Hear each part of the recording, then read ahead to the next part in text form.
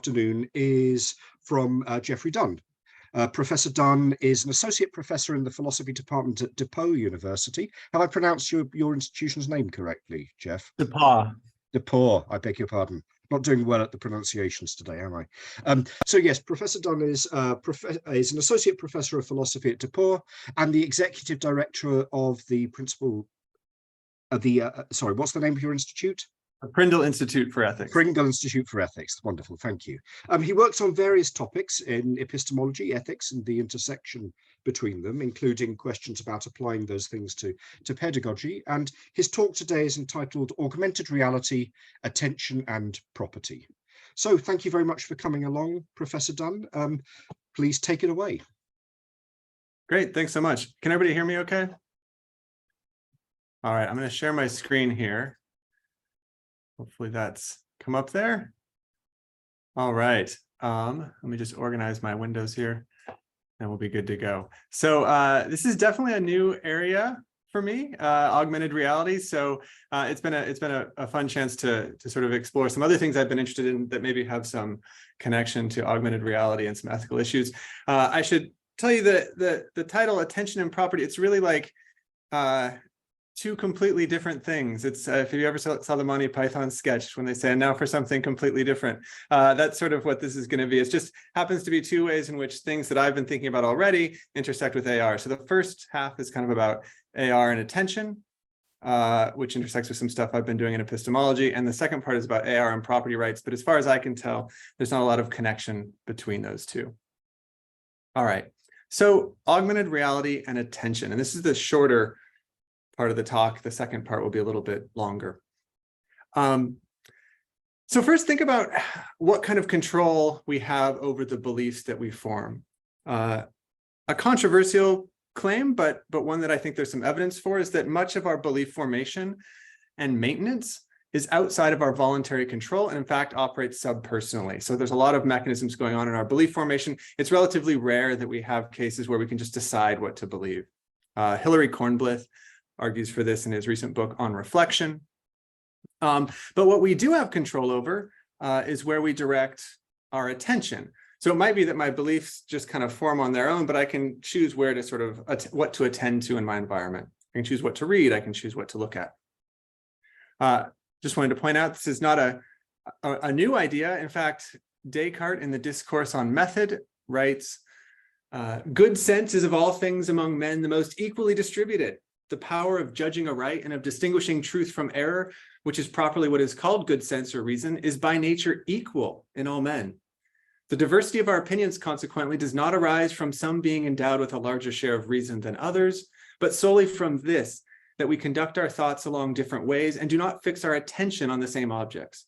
For to be possessed of a vigorous mind is not enough. The prime requisite is rightly to apply it. So Descartes sort of arguing for this same kind of idea. We all have the same ability to form beliefs reasonably. It's where we direct our attention. Okay. So here's a distinction you can make among different kinds of attention that psychologists have drawn. Wayne Wu in some of his recent work has emphasized this, the distinction between top-down attention and bottom-up attention. So top-down attention roughly is the kind of attention you have when you deliberately look at something. Bottom-up is when something sort of is drawn to your attention, sort of just kind of pops. And so an example of this would be, I don't know if people are familiar with Where's Waldo or Where's Wally, I think maybe as it's called in the UK. You know, the kind of attention you exercise when you try to find Waldo would be top-down attention. You have to try hard and look for it. And if you're wondering where it is, I think he's right around there. So the resolution might not be high enough on the screen share for you to really make him out. Bottom-up attention, in contrast, is the kind of way in which your attention is drawn to the red square here. It just sort of pops, right? You don't really have any control over that. Your attention is drawn to that. So when it comes to augmented reality and attention, here's the thought I have. That if we focus on bottom-up attention in particular, augmented reality can create situations where our bottom-up attention is activated when it normally would not be. It can make things pop when they wouldn't normally. So you can probably think of examples of this, but here's one salient one. This is the very high-tech helmet that pilots of the F-35 fighter plane wear that has a lot of augmented reality built into it and do a lot of amazing things. It can highlight threats. It can highlight things that are not threats. It can allow pilots to see through the plane in certain cases so that they certain things that they would not be aware of or wouldn't even attend to are now sort of popping into their attention. Conversely, I think AR can create situations where our bottom-up attention would normally be activated, but it's not. So things that would normally pop don't pop like they normally do. So I don't have an AR example of this, but here's a kind of illustration. Excuse me, I'll get a glass of water. On the left there is like what it would look like for you to look at a tiger in real life. You can your attention is drawn to the tiger because of the color, but you can imagine AR systems that would sort of make that not the case. And so everything's colored the same. And now something that pops doesn't pop anymore to your attention. And a third kind of case I want to highlight, which is kind of in between these, are situations where augmented reality might be used in such a way that while it doesn't change what you attend to, it changes sort of the most salient aspect of what you attend to. So for an example of this, maybe folks are familiar with the Black Mirror episode, Men Against Fire. Are people familiar with this? This is the episode where there's some soldiers and they're given these implants in their eyes that cause the enemy to appear as these sort of horrific sort of beings you see there on the right. Even though they're just regular humans, the enemy, they appear as what they call roaches in the episode. So it's not as if the augmented reality is changing what they attend to. They still attend to these people, but it sort of changes the salience. It sort of makes it difficult to attend to the humanity of the people that the soldiers are attacking. Does that make sense? That kind of case. So it's changing what they attend to or an aspect of what they attend to. Okay. So how might this relate to ethics? Well, I think there's a couple ways, or three ways rather. First, I think the most obvious maybe is the way in which we might assign moral culpability to people who are using these technologies. So consider moral culpability for users of AR technology like this. So plausibly, your level of moral culpability or blameworthiness changes with your knowledge, or maybe your justified beliefs, or maybe just your beliefs. It depends on how you carve things up. But that's a pretty plausible claim. If I don't know that you're standing behind the door when I open it and knock you over, I'm less blameworthy than if I knew you were standing behind the door. So this is going to have, I think, pretty obvious consequences. The F-35 pilot with the AR helmet maybe is more culpable for hitting the wrong target than she otherwise would have been, right, without it. Because there's this extra information, her attention was drawn to it, formed the belief, and so she's more culpable. And plausibly, the system that in that Netflix Black Mirror episode Men Against Fire have that make the enemy appear as sort of these monstrous beings makes the soldiers less culpable for their war crimes. Maybe they're still culpable in some way, but they seem a whole lot less culpable. In the show, they don't know that this is happening, right? This is happening without their consent. I think there's also some culpability for designers of these augmented reality technology. So here's the rough argument. Beliefs affect actions in predictable ways. And attention, where attention is drawn, affects belief in predictable ways. And since AR design choices can affect attention in predictable ways, these AR design choices predictably affect what people do. And so designing an AR system in a certain way could lead to culpability for the designers. And note, I think an interesting case too is when the person using the technology is themselves the designer. So they can maybe make choices about what is highlighted or what's not. You get situations where people maybe are in situations of willful ignorance, where they can create a situation where they're not aware of something, but they sort of deliberately got themselves into that state by sort of design choices in the augmented reality system. Okay, so that's the first ethical connection, I think, to attention. The second two we'll go quicker. The second one has to do with misinformation. So one way to mislead people, of course, is just to present them with false information. But those who study misinformation have noted that sometimes that's not the most effective way to mislead people. In fact, sometimes it's easier to mislead people by offering them a sort of a curated set of truths that sort of, the things you give them are true, but they just sort of emphasize a certain kind of perspective over another. So, if you think like the way in which the news media is fractured right now between left and right, it might be that neither side is sort of spreading falsehoods, but they're just sort of only highlighting certain truths. And so I think a concern here is that because of its ability to draw our attention to different things, augmented reality could be used in a way to sort of do this even more effectively. So you draw people's attention to only certain aspects of reality that isn't presenting them with falsehoods, but presenting them with a sort of a skewed picture nevertheless. It's a sort of misrepresentation through truth-telling, if you will.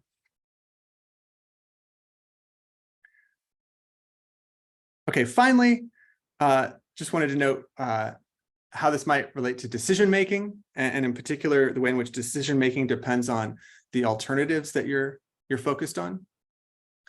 So in an old paper, Legrenzi and colleagues, some psychologists, argue that our decision-making, that certain quirks of our decision-making is best explained by the fact that when we're making decisions, we have models in our heads of the decision situation, and we just focus our attention on certain parts of that model to the exclusion of others. And what we're focusing on in the model can really affect what kinds of decisions we make. So here's an example. Suppose you're asked the question, do you want to see a movie? This sort of makes you sort of think only of options involving the movie. And so you ask things like, well, what movie? How far away is the theater? But you don't ask things like, what are the alternatives to seeing a movie? It sort of focuses you just on one part of the decision. Whereas if you ask subjects things like, what do you want to do in Rome today? This sort of primes you to be focusing on the alternatives. And so people do then ask things like, what kinds of alternatives do we have? Like what are the options? Can we go to the theater? Can we go to the ruins, right? So the idea that how you focus your attention can determine the kinds of decisions you're going to make, and in particular, how you focus your attention on alternatives. And so the thought here is that augmented reality can make certain alternatives salient over others by vividly drawing our attention to them. Imagine, just for a simple example, you're looking through augmented reality glasses for a restaurant that's supposed to be highlighted, and it automatically presents different alternative restaurants to you. That's a pretty innocuous case, but you can imagine cases where that's used in different ways that can really affect our decision-making. And this could, again, either be by the designers or by the user themselves, sort of pre-selecting alternatives for oneself that could be in morally praiseworthy ways. Maybe you pre-select alternatives for yourself to be highlighted that make you make better decisions, or maybe you do this in a way that makes you make worse decisions. And so again, what alternatives are made salient is now something we have more control over, either at the design level or at the user level. Okay. So that's kind of a collection, not very well, maybe organized collection of thoughts about how thinking about attention in particular, might be relevant to several different moral issues. As I said, now for something completely different, some thoughts about how augmented reality might interact with property rights. And just a background of this, I've been doing some reading about a different area, which I'll talk about at the very end here. The question of the legality of projecting images onto properties that are not your own. And I think that there might be some interesting parallels between augmented reality and that legal literature there. So that's the kind of the connection here, but we'll get to that at the end. Okay, so just to give you an idea of what the basic thing I wanted to think about in this section of the talk, think of a variety of augmented reality systems that allow you to place augmented reality objects onto property. So this might be through your smartphone, right? That's the sort of the common technology now. You can place what a woolly mammoth, I guess, on a park. But you can imagine more advanced versions of these where they're integrated into glasses or even eventually into your eyes themselves. So there's the ability to place augmented reality objects on property that's not your own. And then there's also this phenomenon of being able to place augmented reality objects onto people. So in this case, you're putting a shirt onto somebody, right? Different shirts. This is through a phone, but again, you could do it in different ways. And the basic thought here is that in normal life, I can't just put an elephant on your yard without your consent in your property. I can't put a different shirt on you without your consent. And so what's the status of this when we get to augmented reality objects? And I think this might intersect in interesting ways with previous work that this group's done about the metaphysics of augmented reality objects. And I haven't really gone very deep into that, so I'd be curious if there's connections to that. Okay, so what other work is there on this? I haven't found a lot, but I'd be interested if people know of things. So Erica Neely in 2019 has a cursory discussion of these issues, and I'll talk about her view in just a moment here and offer a criticism. In 2015, these authors discussed the issue of ownership of recordings of visual experience in certain augmented reality technologies. That's an interesting issue, but it's not the same issue. It's not the issue about ownership with respect to objects. And in an interesting article, Brinkman in 2014 focused on augmented reality advertising. So the idea is that he focused on a case where someone owns a property next to you, and then they put up a bunch of annoying augmented reality advertising on that property with an incentive to incentivize you to buy the property in a certain way, so that you can get rid of this annoying advertising. Again, kind of an interesting case, but kind of just takes for granted that property owners have the right to put augmented reality stuff on their own property. And the question I'm trying to get at is that the case? Okay, so here's the plan. I want to first just kind of give a couple of examples of this, one real and a couple of hypothetical examples, and then say a little bit about how this might relate to property rights. Okay, so here's some real and hypothetical cases. So real case, I'm sure people are familiar with the game Pokemon Go, the go-to example for augmented reality. There were lawsuits related to this game by property owners who did not like AR game elements being placed on or near their property. These were settled outside of court.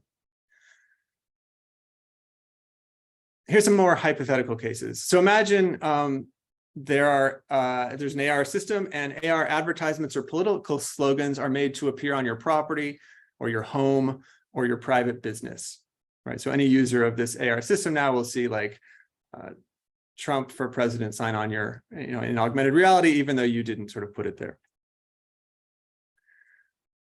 Here's another hypothetical. Imagine an augmented reality system that uses, at least in the US, publicly available sexual offender databases to highlight houses where sexual offenders live. This would be pretty easy to implement, actually, and you can imagine walking around and suddenly houses are glowing red or something like that if it matches up with the database.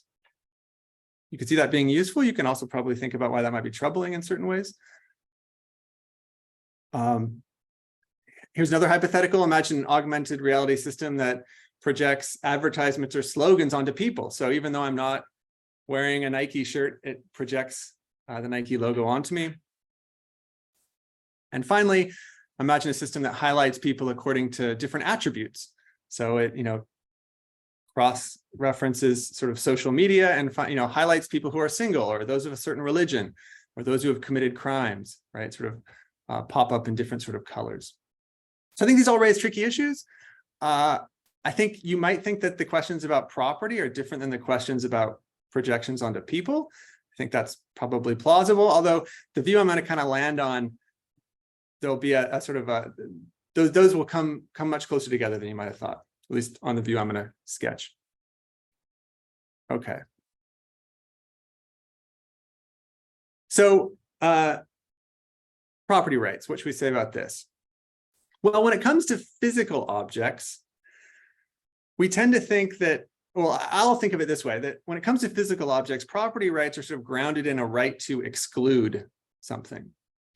And what I mean by that is that if a right to property doesn't include a right to exclude objects from that property, then it destroys the value the owner has, and you might think the sale of the right to put things there, and at the limit, the property itself. If I can't exclude some things from my property, at the limit, I don't have control of that property at all, because you could just seize it completely and use it completely. Now, I realize there's in the background here some tricky philosophical questions about the nature of property rights and what they're ultimately grounded in. Are they sort of natural property rights like Locke thinks? Is it more of a sort of a social contract where we each recognize the benefit of sort of having such rights, and so they come into existence in such a way? I don't think, I could be wrong, I don't think those issues are going to be super relevant to what I want to say, as long as we grant that for physical objects, property rights, if they exist, property rights give us a right to exclude objects from our property.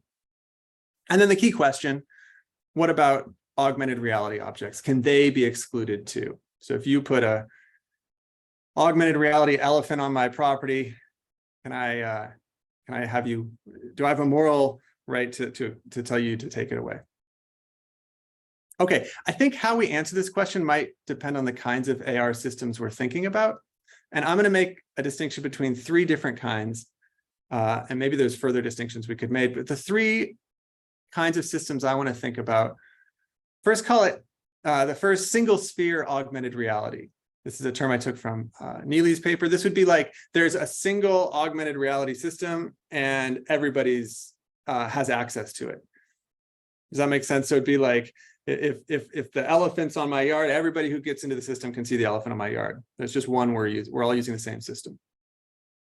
Contrast that with like partially shared augmented reality. This is where there's maybe multiple competing augmented reality systems. And if you're in one, you don't see the objects from the other. And if you're in the other, you don't see the objects from the one, but they're shared in that if you're on the same system, everybody can see the same things. So Pokemon Go would be one of those, right? And then finally, call the system that I'm calling personal augmented reality, a situation where really only a single user can have access to the augmented reality sort of things that are going on. So as an example of this, maybe think of if you've used the Google Maps augmented reality system where you're trying to get somewhere and little arrows pop up down the road to show you where to go, but no one else can see those arrows. There's no, I mean, they can see their own version of the arrows, but that's going to depend on where they're trying to go. There's not like a shared kind of augmented reality object there. Okay. So with those distinctions in hand, I'm going to say a little bit about this paper I mentioned before by Erica Neely, 2019. She argues that when it comes to single sphere AR, there is a right to exclude augmented reality objects, but not when it comes to partially shared augmented reality. And so here's the basic view she sketches. When we have single sphere augmented reality, owners have the right to exclude augmented reality objects from their physical property. And this is because there are limited places to put augmented reality objects if there's only one sphere of augmented reality, and the owner should get sort of priority here in some sense. So it's grounded in kind of a priority claim. So I agree with the verdict there, but I'm going to argue in just a second that priority is not what underlies this. Okay, when it comes to partially shared augmented reality, interestingly, Neely argues for a different conclusion. So what I mean by, again, partially shared AR is like multiple people can join them, but there's not just a single one for everyone. She says when we have partially shared AR, there's no right to exclude AR objects from physical property because someone placing an AR object in one platform does not compete with someone else, or you, placing an AR object in another platform. And so here I'm gonna object to this. It seems to me that if in single sphere AR, my right to exclude AR objects is grounded in my priority to place those objects there, which would be infringed by someone else doing it, then a similar argument would apply to partially shared AR. So suppose there are two AR platforms, then it seems my priority to place objects could still be violated, but now it might be two users of two different systems who violate that priority. And so if you're grounding in priority, I don't see that you can sort of say in single sphere AR, there's property rights, but in partially shared AR, there's not. I'm aware of time, so I don't want to go into this too much, but I'm happy to talk about this in Q&A.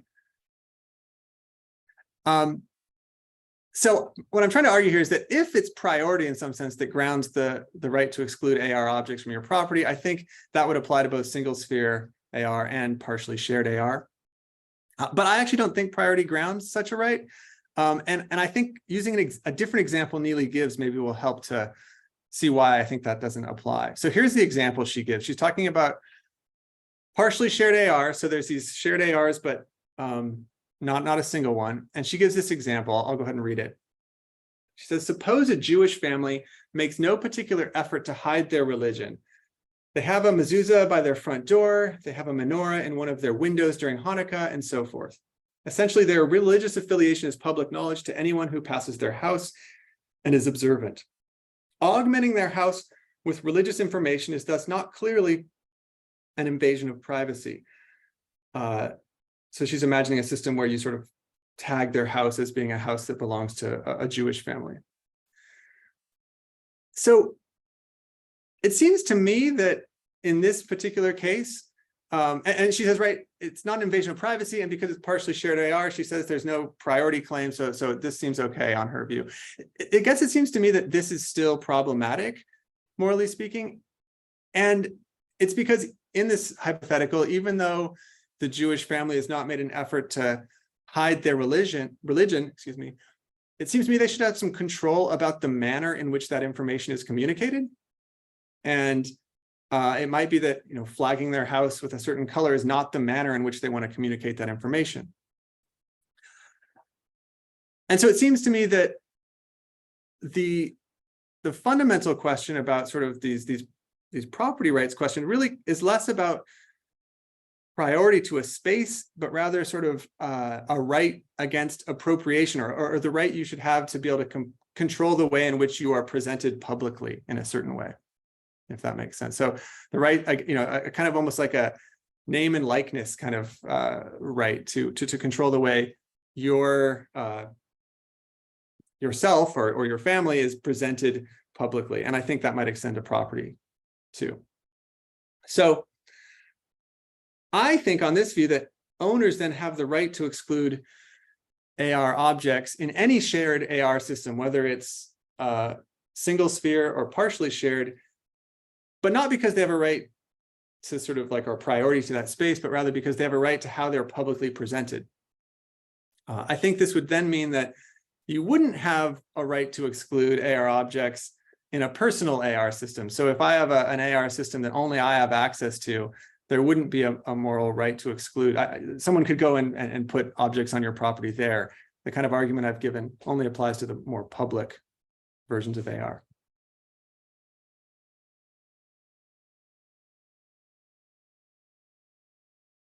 Okay, so summing up, the view I'm trying to sketch is that the right to exclude is not grounded in a kind of priority. Rather, it's grounded in the thought that others are not permitted to engage in a certain kind of appropriation, altering in a public forum something that represents you without your consent. And if that's right, kind of coming back to where we started, then I think it's going to apply to augmented reality projections onto persons too. And so like projecting onto persons and projecting onto property end up being sort of closely related. All right. I think I'm not so good on time, am I? It's about time to end. Is that right? Or did we start?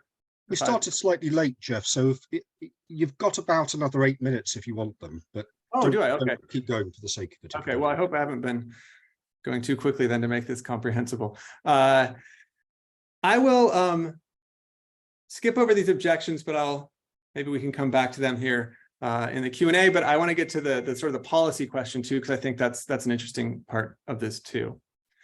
But before leaving this, if you buy what I've said so far, so the leading question was, in real life, in the physical world rather, you can't put objects on my property without consent. You can't change my clothes without my consent. You might think that augmented reality opens up this opportunity to make actions permissible that aren't normally permissible. Like, hey, I can't normally like spray paint your house, but I can do it in augmented reality, and it's fine. Or in this example, I shouldn't really put an elephant in your yard, but I can put an AR elephant in your yard or something like that. Similar things have been argued about virtual worlds. And in some of my previous work, I've argued that this is mostly mistaken, that there's a lot of symmetry between virtual and real worlds. And I guess what I'm kind of suggesting is that I suspect something similar with at least shared augmented reality too, that you don't sort of get this sort of moral permissibility in the way that you might think you do. That there's a lot more symmetry between augmented reality objects and just physical objects. Okay. But closing up, I wanted to sort of say just a little bit about some policy issues. And really what I want to do is think through that case just quickly about light projection that I mentioned at the beginning, and highlight some work by Maureen Brady at Harvard Law, who's, I think, written some really interesting things about the policy questions around light projection that I think really relate in interesting ways to augmented reality. She doesn't talk about augmented reality, but I think there's a clear parallel. So just for the phenomenon, in case you're not familiar with it, this is a political example during Trump's presidency. Different sort of protesters would sometimes take projectors outside of Trump International Hotel and project images onto them, light images. But there are other cases too. In particular, I'll just tell you about one. So let me see, I think I've got the case there. Yeah, this is the case I'm thinking about in particular. It's a trade union, Local 159, versus a developer, Great Wash Park LLC. And so the developer was developing a commercial building and leasing out space, but did not use union workers. And so as a protest, the members of that union stood on a public sidewalk and projected a message onto the facade of the building.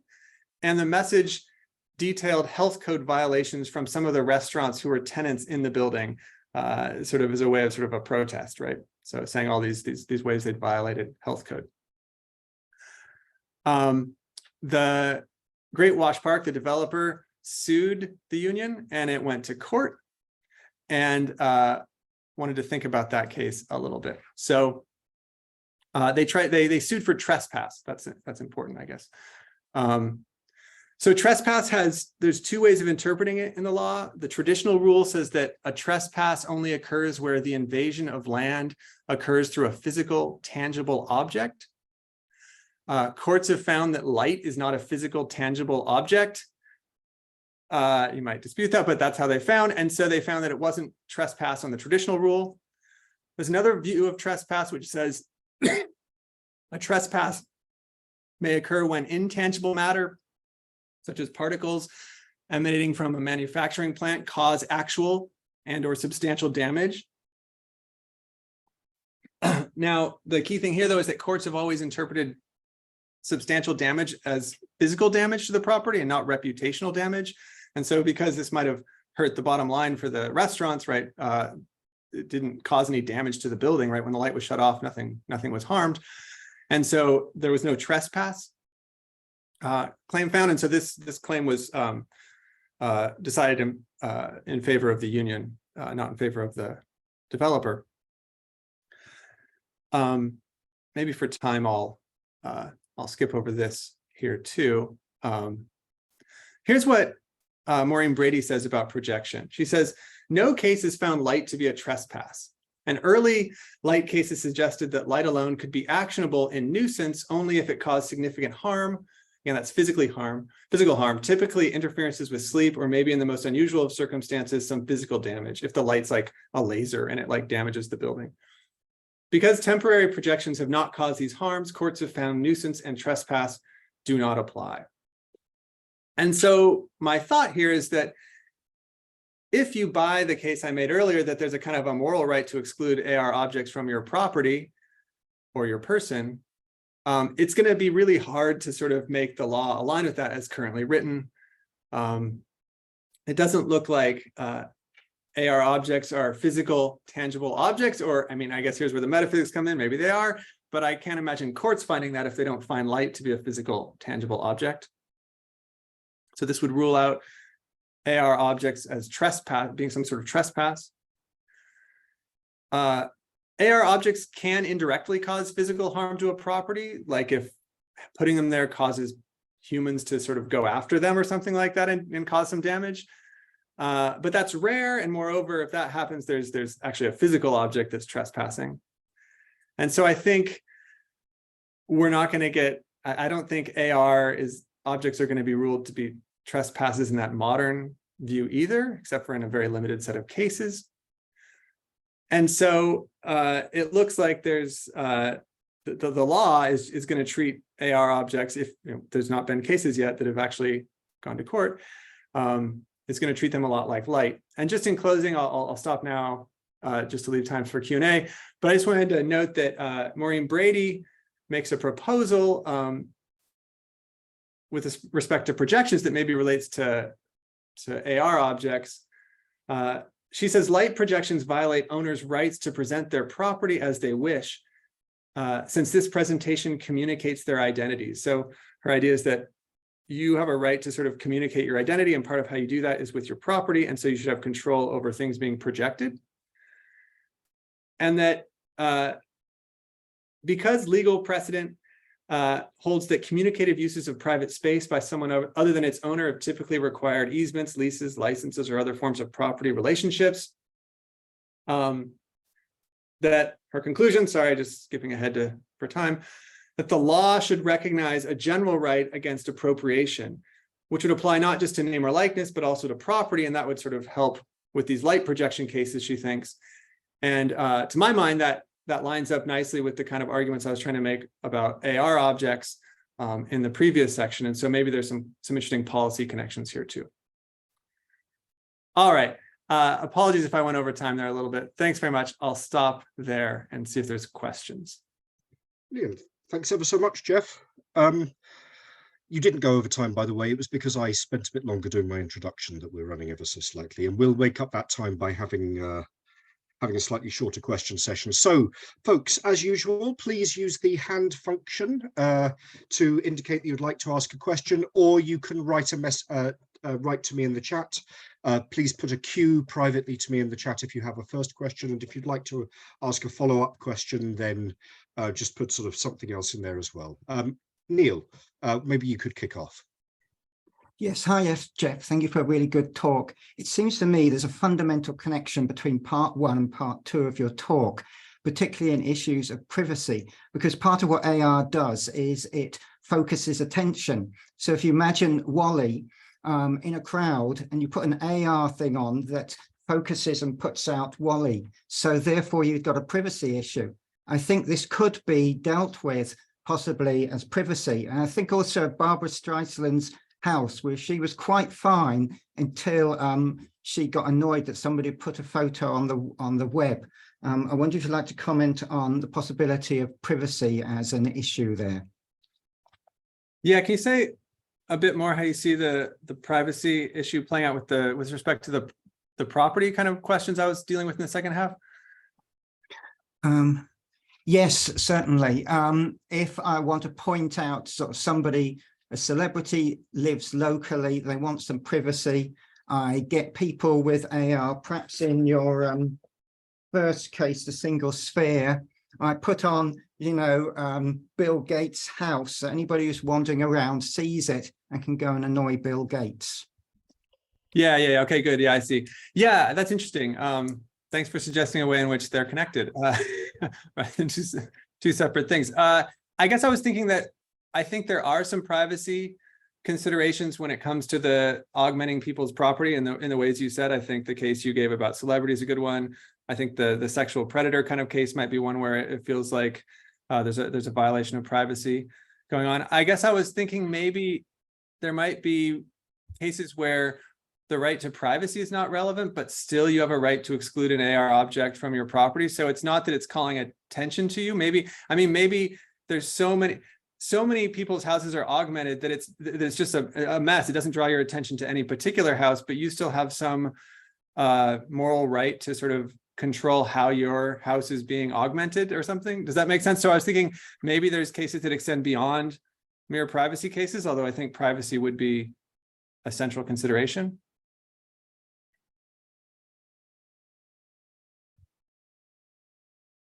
So thanks. Interesting comment back, Jeff. I just You'll digest, will you, Neil? Fiona, you've put your hand up. Is this following on from this particular line of questions, or is it a sort of new one? More new than following on, but in the same Okay, book. I'll put you at the bottom of the queue in that case, if that's okay. So I had a question for you, Jeff.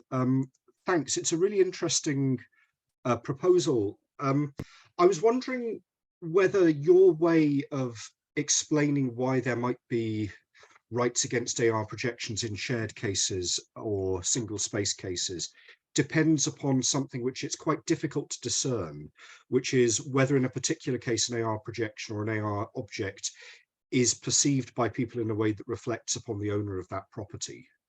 I mean, for example, I mean, it seems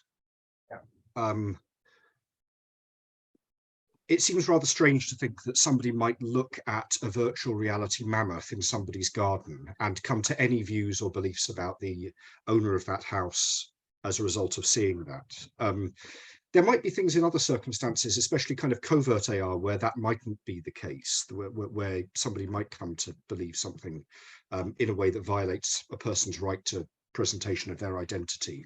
But I do wonder whether you think there might be a kind of general cancelling feature that the AR context gives you. I mean, especially if the AR is not completely covert, the mere fact that what you're seeing is something which is within an AR sphere, mightn't that just mean that nobody will ever make any inferences about the owner of an object from the AR stuff that they see? In which case, even if in principle this right you're talking about might generate obligations for us, it's not going to be something that ever constrains our sort of AR practice particularly. Yeah, thanks, Ben. That's really interesting. Are you thinking that you don't, these sort of inferences you say get canceled because it's just so obvious in these systems that it's someone other than the owner who put it there, or it's just something about AR objects in general that it would cancel the inference? I think it's the former. I suppose that I'm trying to think about ways in which the presentation of your property might count as a kind of presentation of self in some way, and presumably in general the reason that the way that it does is because we make inferences about what somebody has chosen to do. So I mean, if you pass a house with a Confederate flag in the window, the reason that it reflects on the owner, the reason you form views about the owner is because you think this person has chosen to put a Confederate flag in the window and form inferences as a result of that. But being in the AR context, I take it that understanding that something is a piece of AR means that at the very least there's no particular reason for you to think that the owner has anything to do with it or might not be aware of it. And if that's the case, then and if that's a kind of general presumption that people make when they have these experiences within AR, then that's going to cancel any violations of the right that you were thinking about. Yeah, I see. Yeah, I guess that would probably depend on the way in which the AR system were implemented, it seems to me. If it's, you know, if it's widely known that anybody can put anything anywhere, as long as there's not something already there in the AR system, then I think you're right, there'd be this, but I guess even there, I mean, you might think, you don't know if it's the owner or not, you know, I mean, you might think maybe it is the owner who put the the AR Confederate flag. I mean, I think you're right that there's maybe a higher presumption that like it could have been someone else when it's an AR. But I wonder if even the suggestion, the fact that I don't have control over that, someone can put it there, and now it raises the question: was it me or was it somebody else? Maybe there's still a worry there. Although I think you're right that the norms of this could evolve in such a way that it's just clear to everybody that it's not. That it's sort of like the Wild West, right? And so there's no inferences that are made. Super. Thanks, Jeff. Fiona, I'll take you now. Thanks. And that actually leads quite nicely into my question, actually. So I was thinking about cases, not cases where you're, say, highlighting some feature of the person's property, but a case where you're putting the political sign on the on the front lawn in augmented reality. I was kind of wondering whether something like libel laws might not cover that, because you might think that really what's going on here is that you are implying that this person is a supporter of the Republicans or the Democrats or Trump or whoever it is, and perhaps that. Perhaps if you got people under libel for doing that kind of thing, it might be quite sensitive to the very concern you've just been discussing, which is people will only make that implication for a certain period of time, when maybe perhaps when augmented reality is new. And so people will make such, it will amount to libel, and maybe when AR is a young technology, maybe as AR sort of embeds and people realize, oh, anyone could have put it there, maybe it would then at some point kind of stop being libel, because you don't have that implication to this person is a Democrat or whatever, or this person supports Trump or whatever it is. So I wondered if you thought about libel or slander. Yeah, that's a great question. Thanks, Fiona. I did think a little bit about it, especially in context of these projection cases and some of the legal issues surrounding that, light projection, right? And I think there might be a limitation to libel, because I think libel normally requires that the claim is false. And you can imagine cases where I am a Republican and I do support Trump, but I don't want to have a Trump sign out there. And so now it's not libel. I mean, well, it's a complicated route from there to libel, because it's not as if false information is being spread about me. So I might want to also control the manner in which true information about me is presented. And that would sort of rule out libel, I think, as I understand it.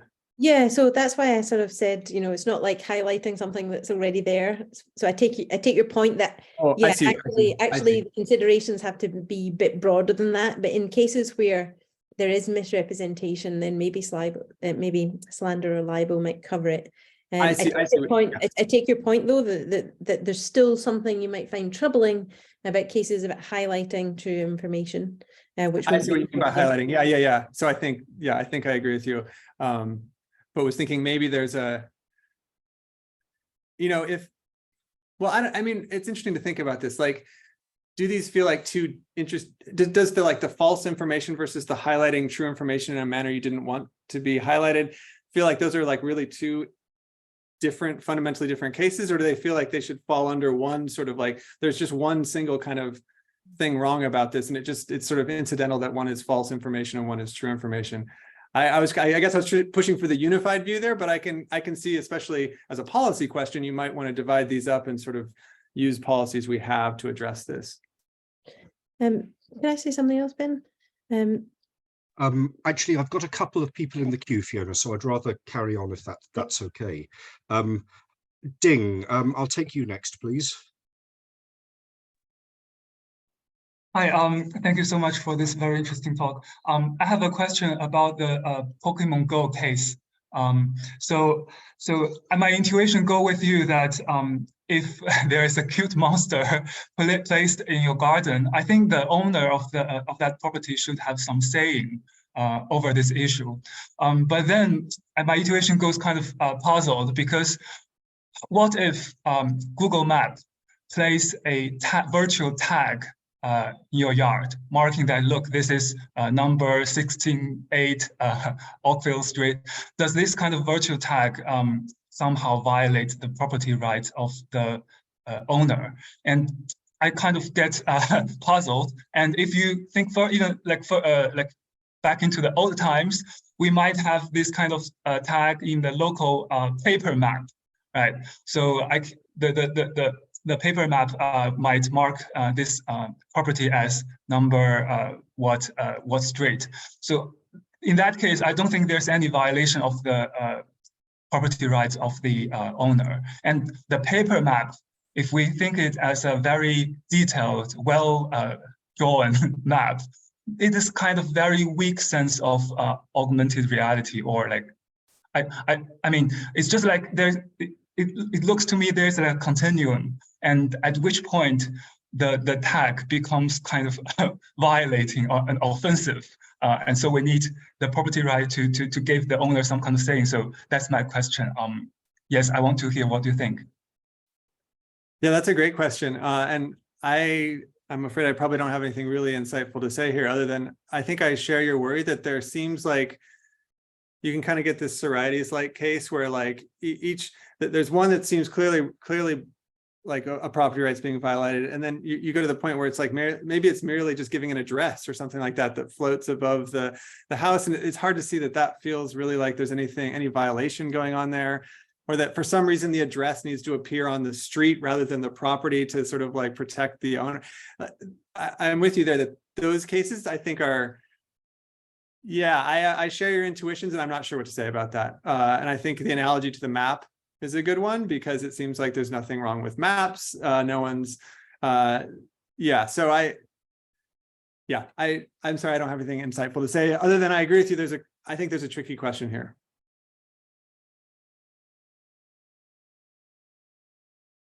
Lovely. Okay, one brief follow-up from Christopher Bartell, and then I think we'll have a break. Thanks so much. To Ding's point, so the Sorites cases, does it matter so much to you what about the intent of use? So if I just have an address floating above my house, this is going to make doxing people really easy. Like that could be an intent of use that actually changes the fact that this is a mere, address floating above my house, maybe.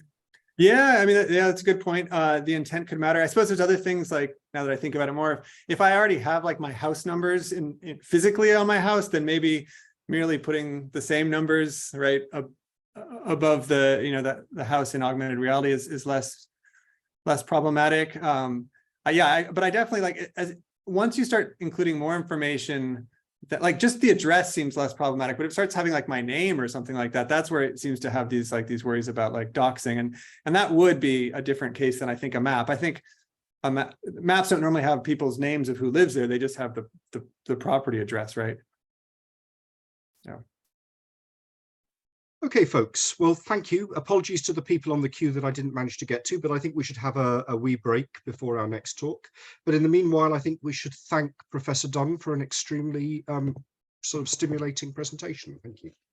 Thanks, everybody. And if anybody wants to get in contact with a question or anything, I'd be happy to have that happen. Thanks.